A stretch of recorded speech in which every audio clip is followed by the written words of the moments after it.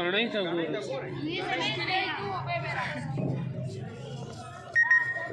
همیشه چې راولې کې ویډیوګانې ډېرې مه کوه